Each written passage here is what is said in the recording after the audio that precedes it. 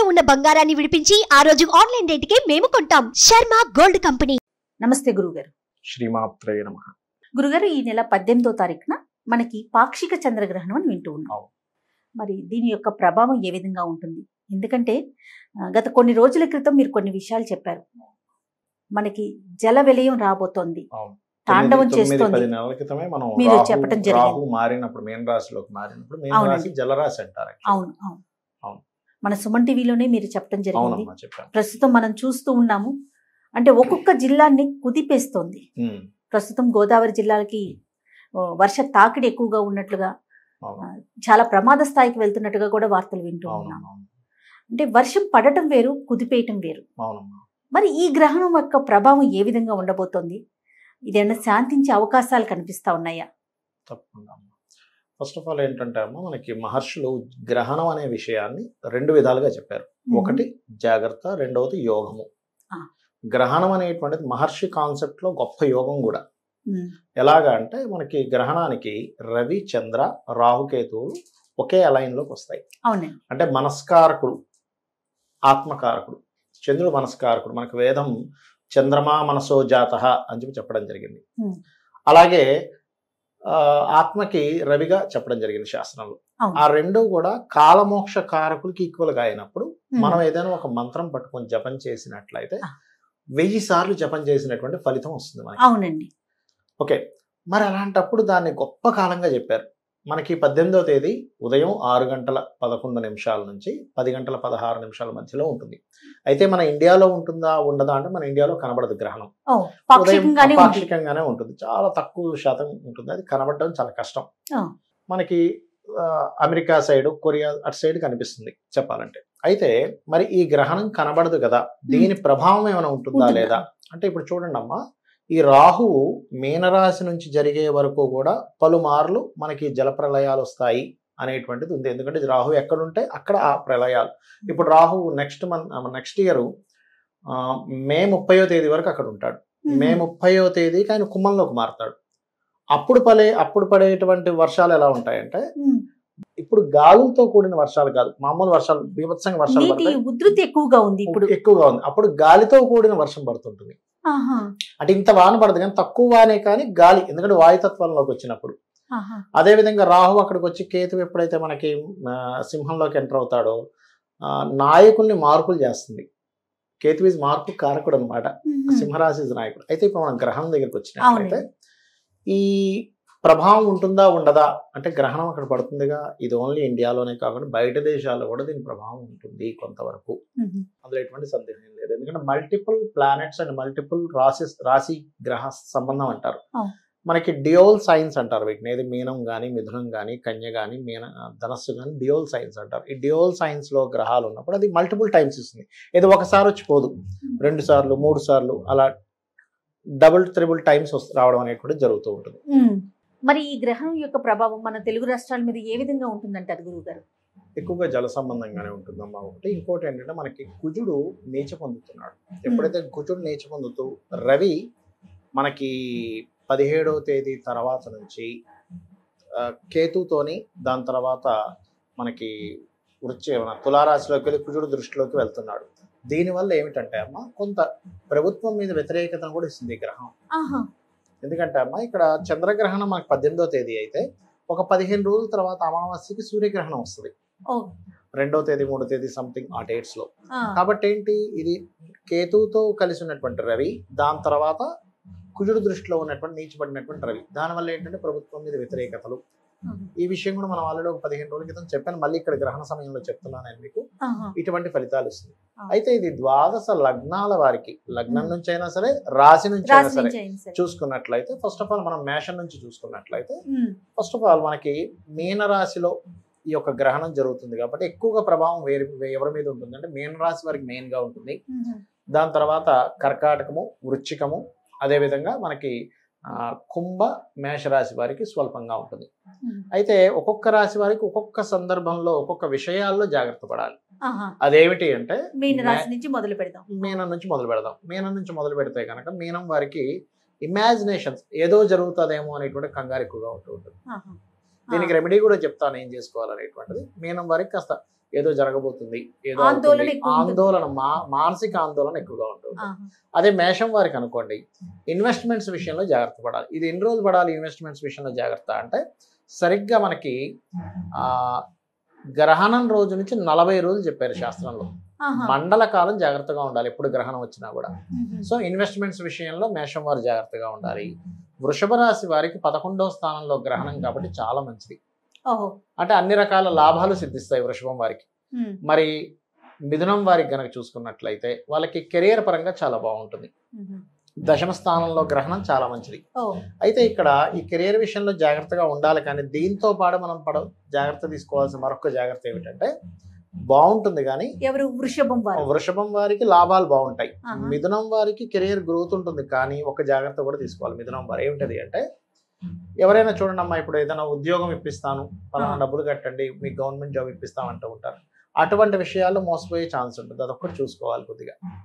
అదేవిధంగా కర్కాటకం వారికి కనుక చూసుకున్నట్లయితే, ఇక్కడ లాంగ్ జర్నీస్కి వెళ్ళేటప్పుడు బ్యాంక్ ట్రాన్సాక్షన్స్ విషయంలో జాగ్రత్తగా ఉండాలి. ఒక్కోసారి హ్యాకింగ్స్ లాంటివి జరుగుతుంటాయి సార్. ఎందుకంటే భాగ్యస్థానం అనేది మూలధనంగా చెప్తూ ఉంటారు శాస్త్రంలో. అదేవిధంగా సింహం వారికి కూడా స్వల్పంగా బాగుంటుంది. కాకపోతే వాహనాల మీద వెళ్ళేటప్పుడు జాగ్రత్తగా ఉండాలి. ఇక కన్యా లగ్నం వాళ్ళకి కనుక చూసుకున్నట్లయితే, కన్యా లగ్నం రాశి వారికి కనుక చూసుకున్నట్లయితే, వివాహ నిర్ణయాలు, వివాహ సంబంధించినటువంటి విషయాల్లో జాగ్రత్తగా ఉండాలి. ఎందుకంటే సప్తమంలో జరుగుతుంది కదా. అవునండి. ఇక వివాహం ఒకటే కాకుండా పార్ట్నర్షిప్స్ విషయాల్లో కూడా కొంత జాగ్రత్తగా ఉండాలి, బిజినెస్ పార్ట్నర్షిప్స్ విషయాల్లో. అదేవిధంగా మనకి తులారాశి వారికి కనుక చూసుకున్నట్లయితే, వీరికి 6వ స్థానంలో గ్రహణం చాలా మంచిది. అంటే ఏమిటి, కొన్ని కేసెస్లో గెలవడం, కొన్ని ఇప్పుడు చూడండి కొన్ని స్పోర్ట్స్ రిలేటెడ్ సంబంధించి ఉంటాయి. అటువంటి విషయాల్లో వీళ్ళకి గెలుపు రావడం అనేటువంటి చాలా స్పష్టంగా చూపిస్తుంది. ఇక అదేవిధంగా మనం చూడండి, ఎప్పుడైనా సంతానం అంటే మనకి గర్భవతులు జాగ్రత్తగా ఉండాలండి అంటుంటారు చూసారు. వారు ఎవరు ఏ రాశి వారికి అంటే, అది పర్టికులర్గా వృశ్చికం వారికి. వృశ్చికం వారికి కొంత, మీనం వారికి కొంత ఈ ఎఫెక్ట్ చూపిస్తుంది. అయితే ఇండియాలో లేదు కదండి, ఇండియాలో కూడా అలా ఉండాలి, కొంత జాగ్రత్త సరిపోతుంది. ఏ దేశాల్లో అయితే అది కనిపిస్తుందో ఆ దేశాల్లో చూసుకుంటే మంచిది, కానీ ఇండియాలో అంత ప్రభావం అయితే ఉండదు. అదేవిధంగా ధనస్సు వారికి కనుక చూసుకున్నట్లయితే, వీరు 4th హౌస్లో గ్రహణం అయినప్పుడు ఏమవుతుందంటే, వీళ్ళు ఏదైనా గృహం సంబంధించిన ప్రాపర్టీ రిలేటెడ్ సంబంధించిన విషయంలో నిర్ణయాలు తీసుకునేటప్పుడు జాగ్రత్తగా తీసుకోవాలి. 40 రోజులు. ఇప్పుడు మీరు చెప్పిన మంచి చెట్లన్నీ కూడా ఒక 40 రోజుల ఎగ్జాక్ట్లీ. ఎందుకంటే గ్రహణం వచ్చే ముందు ఎలా అయితే 6-7 గంటల ముందు సోల ఎలా అంటారో, గ్రహణం వెళ్ళిపోయిన తర్వాత 40 రోజుల పాటు, మండల కాలం పాటు దాని ప్రభావం ఉంటుంది అని శాస్త్రం. ఇక మకరం వారికి అనుకోండి అమ్మా, 3వ స్థానం గ్రహణం చాలా మంచిది. వాళ్ళకి ఏంటంటే కొన్ని లావాదేవీలు, ఎప్పటి నుంచో తగినటువంటి లావాదేవీలు క్లియర్ అవుతాయి. ఇక కుంభం వారికి కనుక తీసుకున్నట్లయితే, ఫైనాన్షియల్ మ్యాటర్స్ విషయంలో చాలా జాగ్రత్తగా ఉండాలి కుంభం వారు. చాలా కేర్గా ఉండవలసినటువంటి పరిస్థితి ఉంది కుంభం వారు. ఇక ఈ రాసుల వాళ్ళందరూ కూడా ఎవరికైతే ఇబ్బంది ఉందో వాళ్ళు చేసుకోవాల్సిన జాగ్రత్తలు ఏమిటి అని చెప్పి చూసుకున్నట్లయితే, పర్టికులర్గా ఇక్కడ వీళ్ళు చేసుకోవాల్సినటువంటిది కొన్ని దానాలు చెప్పారు శాస్త్రంలో. ఏమిటవి అంటే, రవిచంద్ర సంబంధించినవి, అంటే రవిచంద్ర ప్రతిమలు ఉంటాయి మనకి, సిల్వర్ రిలేటెడ్ సంబంధించినవి ఉంటాయి. అవి 2 ప్రతిమలు, గోధుమలు, బియ్యము, మినుములు, ఉలవలు గుర్తుపెట్టుకోండి. గోధుమలు, బియ్యము, ఉలవలు, మినుములు, వీటిని దానంగా ఇవ్వాలి. దీంతో పాటు మనకి ఒక చిన్న రాగిది కానీ లేకపోతే మన ఇత్తడిది కానీ తీసుకొని, ఒక చిన్న గిన్నెలా తీసుకొని దానిలో స్వచ్ఛమైనటువంటి ఆవు నెయ్యి పెట్టి ఇవ్వాలి. దానివల్ల ఏమవుతుందంటే వీళ్ళకి గురుబలము, ముఖ్యంగా గురుబలం పెరుగుతుంది, రవిచంద్రుల యొక్క బలం పెరుగుతుంది, రాహుకేతువుల యొక్క దోషం తగ్గుతుంది. దీంతో పాటు వీలైతే కొంత బియ్యము, కొంత దక్షిణ కనుక దానంగా ఇస్తూ, చిన్న నాగపడికి కూడా ఇస్తారు కొన్ని ప్రాంతాల్లో, అది కూడా ఇస్తే చాలా మంచిది. ఇవి కనుక దానంగా ఇచ్చినట్లయితే దోషం పోతుంది. మరి కొన్ని ప్రదేశాల్లో దానం తీసుకునే వాళ్ళు ఉండరు. అప్పుడు ఏం చేయాలి అంటే, వీళ్ళు పర్టికులర్గా 2 దీపాలు వెలిగించుకొని వాటిని రాహుకేతువులుగా భావించి వాటికి నమస్కారం చేసుకోవడం కానీ, రవిచంద్రులుగా భావించి నమస్కారం చేసుకోవడం చేయాలి. దీంతో పాటుగా గ్రహణం రోజు మనం పాటించాల్సిన ప్రత్యేకమైన నియమాలు ప్రతి ఒక్కరూ కూడా పాటించాల్సిన ఏమైనా ఉంటాయా గురుగారు? తప్పకుండా ఉంటాయమ్మా. మొట్టమొదటిగా ఏంటంటే అమ్మా, గ్రహణానికి ముందే, అంటే మార్నింగ్ గ్రహణం కదా, దానికంటే ముందే ఎర్లీ మార్నింగ్ 4 o'clock లేచి కానీ లేదా ముందు రోజు కానీ దర్భ వేయాలమ్మా. తినేటువంటి పదార్థాలు ఉంటాయి కదా, దర్భ వేయాలి ఒకటి, నిల్వ ఉంచే వస్తువులు కూడా అంతే కదండి. అవునమ్మా. రెండవది ఏంటంటే, ఇప్పుడు గ్రహణానికి ఉన్న శక్తి ఏంటంటే మన కర్మల్ని తొలగిస్తుంది. ముఖ్యంగా 6 గంటల 11 నిమిషాల గ్రహణం ప్రారంభం. చక్కగా పట్టు స్నానం చేసి మీకు ఒక సమస్య ఉంటే ఆ సమస్య తగ్గట్టుగా మనం మంత్రం చేసుకోవాలి. ఇప్పుడు కొంతమందికి అప్పులు బాధ, ఇవాళ రేపు చూడండి అందరికి అప్పుల బాధలు తగ్గడానికి శాస్త్రంలో ఓం అపర్ణాయే నమః ఈ మంత్రం అద్భుతంగా పనిచేస్తుంది, అందులో ఎటువంటి సందేహం లేదు. అపర్ణాయే నమః, అపర్ణాయే నమః అంటే అపర్ణాయే నమః అంటే దాని అర్థం ఏమిటంటే పర్ణములు విడిచిపెట్టినటువంటిది అమ్మవారు. శివుణ్ణి ధ్యానం చేస్తూ ఎండిన ఆకు కూడా తినలేదట అమ్మవారు. ఆకుకి బుధుడు కారకుడు, బుధుడు అప్పులకు కారకుడు. అంటే అమ్మ నువ్వు వదిలేసావు అనుకుంటే ఇక్కడ ఈ బుధ సంబంధించిన దోషం పోతుంది, వాళ్ళకి అప్పులు పోతాయి. ఓకే, అలాగే రెండవది ఈ మంత్రాన్ని జపిస్తూ ఉండాలి. విడుపు వరకు జపించి విడుపు స్నానం చేస్తారు. ఏమంటే మనకి ఇక్కడ గ్రహణం లేదు కదా పని చేస్తుంది అంటే ఖచ్చితంగా పనిచేస్తున్నాం. ఎందుకంటే ఇప్పుడు చూడండి మన జాతక చక్రంలో చంద్రుడు పాడయ్యాడు, ఆ వ్యక్తి పుట్టాడు, చంద్రుడు భూమి మీద ఆ సమయంలో కనబడకుండా అవతల దేశంలో ఉన్నాడు, కానీ వాడి ప్రభావం పడుతుందా లేదా? అలాగే ఏంటంటే గ్రహణ ప్రభావం మంత్ర సంబంధంగా మనం మంత్రం చేసినప్పుడు దాని ప్రభావం 100% ఉంటుంది.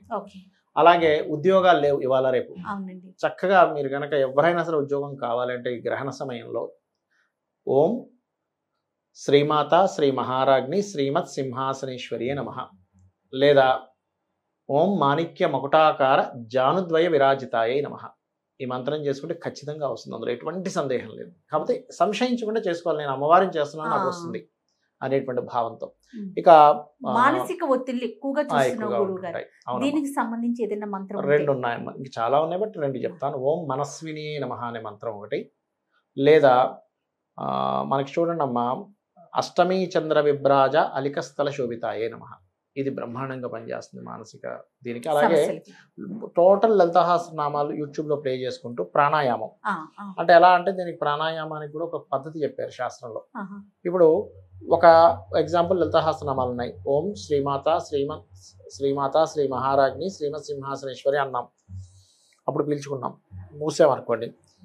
చిదగ్నికుండ సంభూత దేవకార్య సముద్యత ఉద్యద్భాను సహస్రాభ చతుర్బాహు సమన్విత మూసాం. మళ్ళీ ఓపెన్ చేసినప్పుడు 3 శ్లోకాలు అయ్యేలాగా, ఒక శ్లోకం పీల్చుకొని 2 శ్లోకాలు బ్లాక్ చేసి 3 శ్లోకాలు వదలాలి. 1:3 రేషియోలో చేయాలి ఇప్పుడు కూడా ప్రాణాయామం. అంటే పీల్చుకునేటప్పుడు 1%, బ్లాక్ చేసినప్పుడు 2, వదిలేటప్పుడు 3, మళ్ళీ తీసుకునేటప్పుడు 1. అలా చేస్తే మీకుండే రోగాలు ఖచ్చితంగా పోతాయి. పాపకర్మలు మనకి శాస్త్రం ఏం చెప్తుందంటే ప్రాణాయామం రోజు ఎవరైనా అరగంట సేపు కనుక చేయగలిగితే వారికి 3 జన్మల పాపాలు పోతాయట. శాస్త్రంలో ఉన్నటువంటిది ప్రామాణికమైనటువంటి విషయం ఇది. అదే విధంగా మనకు కొంతమందికి రోగాలతో ఇబ్బంది పడుతూ ఉంటారు. ఓం సర్వవ్యాధి ప్రశమని సర్వ మృత్యు నివారిణి అగ్రగణ్య అచింత్య రూప కలికల్మషనాశిని నమః చేయాలి. ఖచ్చితంగా వాళ్ళకి రోగాల నుంచి బయటపడడం జరుగుతుంది. ఇలా 1, 2 అని కాదు, ఫైనాన్షియల్ ప్రాబ్లమ్స్ ఉన్నాయనుకోండి ఓం సంపత్కరీ సమారూఢ సింధుర వ్రజ సేవితాయే నమః ఇది చేసుకున్నట్లయితే ఖచ్చితంగా బాగుంటుంది. ఇవే కాకుండా నారాయణ మంత్రం చేసుకోవచ్చు. ఓం నమో నారాయణాయ, ఓం నమః శివాయ, సులభ మంత్రాలు, పంచాక్షరి మంత్రాలు. ఆహార నియమాలు ఏమైనా పాటించాలండి? ఆహార నియమాలు అంటే సర్వసాధారణంగా ఇది ఎర్లీ మార్నింగ్ వస్తుంది కాబట్టి ఎలాగో మనం అంత పొద్దున ఎవరు తినరు. సహజంగా ఏంటంటే 5-6 గంటల ముందే భోజనం కంప్లీట్ చేయాలంటారు కాబట్టి ఎలాగో మనం ఆ టైంలో తినం. అయిపోయిన తర్వాత తినడం మంచిది. ఇప్పుడు చాలా మంది అంటారు ఏమండి మా పిల్లవాడు మరి స్కూల్కి వెళ్తాడు కదా తినకుండా వెళ్తే ఎలాగా అని అంటారు. కొంచెం ఓపిక పట్టమని చెప్పండి ఉండగలిగే వాళ్ళైతే. లేదంటే కుదరదు అనుకున్నప్పుడు తినేటప్పుడు క్రీమ్ అచ్యుత అనంత గోవింద అనుకుంటూ తినమనండి. శాస్త్రంలో దీనికి ఏమిటంటే మనం కూడా నిత్యము కనుక క్రీమ్ అచ్యుత అనంత గోవింద అనుకుంటూ తింటే ఆ యొక్క ఆహారం ఔషధంగా మారుతుందట. తినేటప్పుడు పచనం చేస్తుంటాం కదా, క్రీమ్ అచ్యుత అనంత గోవింద అనుకుంటూ తిన్నారనుకోండి ఆ వ్యక్తి ఏ టాబ్లెట్ వేసుకోకుండానే రోగాలన్నీ నయమవుతాయి.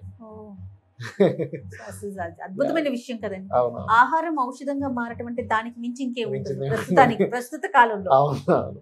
తప్పకుండా ఇలాంటి మంత్రాన్ని మనం పఠిస్తుండాలి. అయితే చివరగా ఇంకొక ప్రశ్న అండి, ఈ ప్రళయాల నుంచి మనం అంటే ఈ గ్రహణం తర్వాత అయినా ఏమైనా మార్పు వచ్చే అవకాశం ఉందా? తప్పకుండా మార్పు వస్తుందమ్మా. అయితే ఇక్కడ దీనికి ఒక సాధన ఒకటి ఉంటుంది.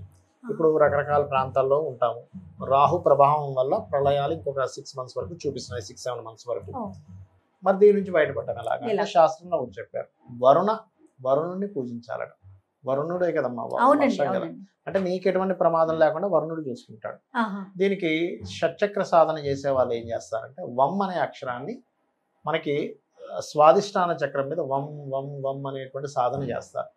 అప్పుడు వాళ్ళకి వం సాధన కనుక ఎవరైతే చేస్తారో స్వాదిష్టాన సాధన ఎవరైతే చేస్తారో వాళ్ళు ఇప్పుడు చూడండి ఇలా చూస్తే ఇక్కడ జలం పడుతుందని చెప్పగలుగుతారు. జలసిద్ధి కలుగుతుంది వాళ్ళకి. ఆహా. జలసిద్ధి కలిగిన వ్యక్తికి జలం వల్ల ఇబ్బంది రాదు. పూర్వం రైతులు చేసేవారట వంశాలు, ఆహా. అంటే వాళ్ళకి వర్షం పడాలనుకున్నప్పుడు పడేది కొంతమందికి, కావాలనుకున్నప్పుడు అంత అలా. సాధన ఉండేది. ఉండేది. పంచభూతాల మీద పట్టు సాగించేవారు వాళ్ళు ఒకప్పుడు. అలా చేయగలిగితే కనుక కాస్తంత ఉపశమనం లభిస్తుంది. వరుణ యాగాలు చేయడము ఇట్లాంటివి కొన్ని టెంపుల్స్ లో చేయగలిగితే బాగుంటుంది. ఓకే. ప్రపంచ దేశాల మీద అంటే మన దేశం కన్నా కూడా ఇతర దేశాల మీద ప్రభావం అనుకుంటున్నాం కదా, ఉంటుంది. అది ఎలాంటి ప్రభావాలు, అంటే మంచి ప్రభావాల దుష్ప్రభావాలు ఉన్నాయి? ఒకటమ్మా, ఎప్పుడు కూడా ఏంటంటే జల సంబంధించినటువంటి వాటిల్లో రాహు ఇచ్చేటప్పుడు ఎప్పుడు కూడా జల సంబంధంగానే ఇస్తాడు. ఇంకా అక్కడ మంచి అనేటువంటిది ఉండదు. మంచి అనేటువంటిది ఎప్పుడు ఉందంటే క్రోధినామ సంవత్సరం అయిపోయిన తర్వాత నెక్స్ట్ ఏదైతే ఉందో అది ధన అభివృద్ధిని ఇచ్చేటువంటి సంవత్సరంగా చెప్తారు. అది ఖచ్చితంగా మంచి. ఎందుకంటే మన రాష్ట్రాలతో పాటు మన దేశం బాగుండాలి, దేశంతో పాటు ప్రపంచం అంతా బాగుండాలి. అదే కదా మనం ఎప్పుడు కోరుకునేది. మన సనాతన ధర్మం మనకి నేర్పించింది అది. ఎగ్జాక్ట్లీ. చాలా సంతోషం గురుగారు. నమస్తే. శ్రీమాత్రే నమః.